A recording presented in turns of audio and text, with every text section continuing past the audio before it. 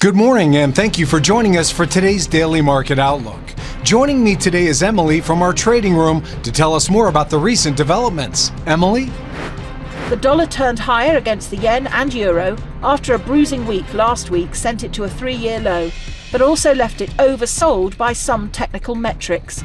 The dollar has decoupled from US Treasury yields, which last week rose even as the dollar fell. Gold prices dipped, retreating from a record high hit earlier in the day, as risk appetite improved after the White House exempted smartphones and computers from steep tariffs on China. The 3 major US stock indexes climbed, with Apple giving the S&P 500 its biggest boost as the White House exempted smartphones and computers from new tariffs, but uncertainty over future tariffs kept investors cautious.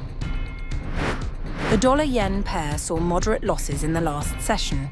The stochastic RSI is in overbought territory. The Bitcoin-dollar pair skyrocketed in the last session. The Williams indicator is giving a positive signal. Gold prices saw moderate losses in the last session. The Williams indicator is in overbought territory. Crude oil prices saw moderate gains in the last session. The ultimate oscillator is giving a negative signal. Investors should keep a close eye on the economic calendar for the days ahead, which features a mix of high, medium and low impact data releases.